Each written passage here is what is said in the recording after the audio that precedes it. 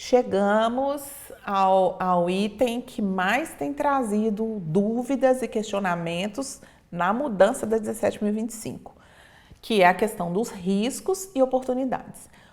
As oportunidades, as pessoas não têm ficado muito preocupadas com elas, não. Mas a questão do risco tem trazido tanta dúvida, que a gente tem até um treinamento específico de gestão de riscos aqui na Lince para aplacar, para acalmar, né, o pânico gerado com essas mudanças.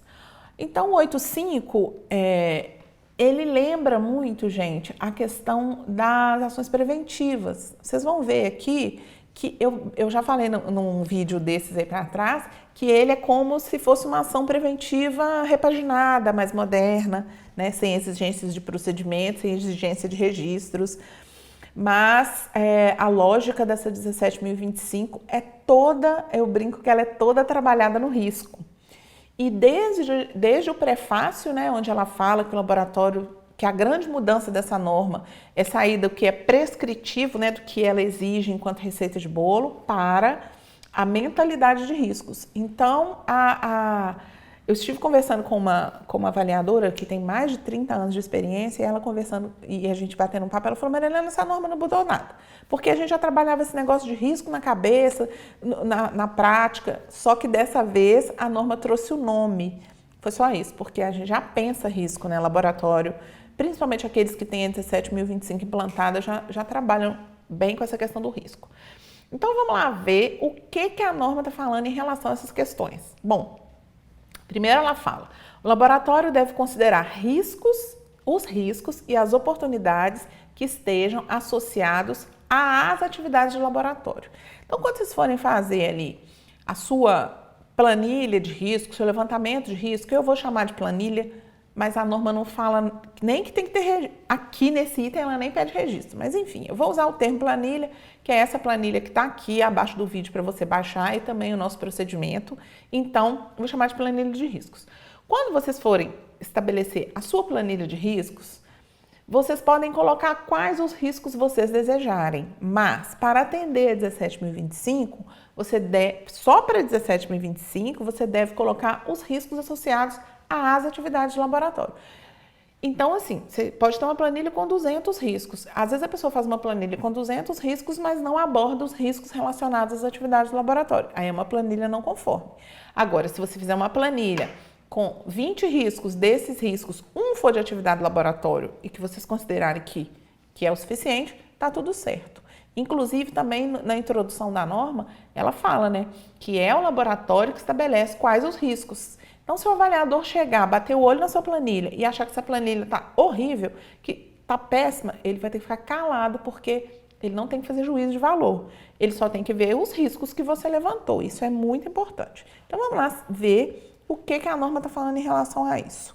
Ela fala, então, que ele tem que considerar riscos e oportunidades relacionados às atividades de laboratório, a fim de assegurar que o sistema de gestão alcance os resultados pretendidos, aumentar a oportunidade para atingir os propósitos e os objetivos do laboratório e prevenir ou reduzir impactos indesejáveis ou possíveis falhas nas atividades do laboratório. Então, assim, ela mesma te direciona a pensar muito mais na oportunidade, né? Porque ela fala em oportunidade 2 vezes e em coisas que podem trazer impactos, né, negativos para as atividades uma vez. Mas a gente acaba trabalhando sempre focado em prevenir o erro.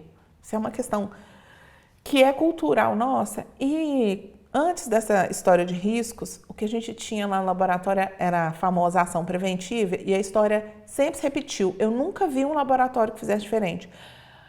Eles se debruçavam muito sobre as ações corretivas, sobre as não conformidades, mas para arrancar uma ação preventiva do laboratório era uma luta, porque além dessa rotina toda do dia a dia nosso, de olhar as não conformidades, a gente ainda tinha que ficar pensando quais as possibilidades de melhoria, né? O que a gente vai fazer? E aí a gente adorava as auditorias internas ou avaliações externas, onde o avaliador ou o auditor ofereciam observações, né? Oportunidade de melhoria, a gente copiava, fazia ação preventiva, né? Eu acho que não deve ser diferente aí na realidade de vocês. Então, Vamos seguir. E ela fala que um dos objetivos também é alcançar a melhoria, né? O 8.5, um dos objetivos é alcançar a melhoria.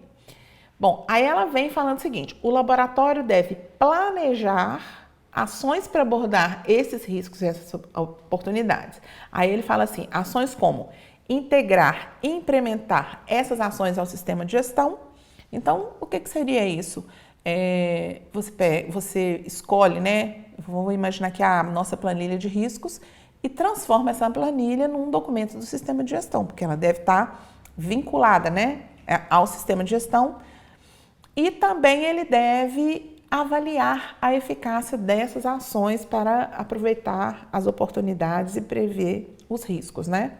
Eu vou deixar aqui também uma aula complementar que vai falar dos riscos na 17.025, tá? Como material complementar. E a gente vai discutir mais profundamente essa história do risco.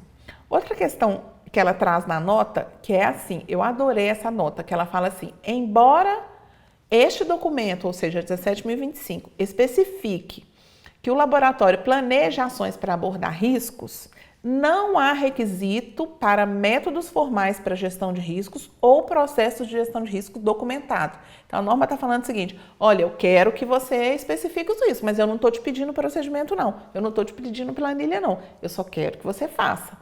E aí você escolhe, porque toda vez que chega no mercado uma novidade, existem pessoas também, qual é o termo que eu usaria para esse tipo de pessoas? São pessoas oportunistas que começam a, por exemplo, vender treinamentos, vender métodos. Eu vi pessoas fazendo treinamentos com tantas exigências absurdas esse ano que eu falei: eu não acredito que um profissional está falando isso em relação a 17.025. Então, eu acredito que quem escreveu a norma já prevendo isso, já falou: não precisa POP, não precisa procedimento. Mas, se você quiser fazer de uma forma mais extensiva, aí você pode escolher o método. É isso que ela traz aí na nota. Tá bom? E eu escolhi um método mais simples, que eu considero, de todos que eu conheço, o mais simples, e deixei aqui para vocês. Bom, ela fala depois o seguinte: que as ações tomadas para abordar os riscos e as oportunidades devem ser proporcionais ao impacto sobre a validade dos resultados do laboratório. Isso, gente, é muito importante, porque para as pessoas não caírem na panaceia de fazer milhares de riscos. Outro dia eu dei uma consultoria para um laboratório e aí a planilha, eu juro para vocês, ela devia ter uns 50 riscos. Porque eu dei o treinamento, deixei a planilha, fui embora, falei: preencha, né, estudem aí quais são os riscos, manda para eu avaliar. Aí quando eu olhei, a planilha tinha 50 riscos. Eu falei: minha Nossa Senhora. Eu falei com eles: olha, será, né? Porque a gente não pode chegar quebrando tudo, né, pessoal? Quem é consultor aqui entre os meus alunos sabe que a gente não pode chegar quebrando tudo.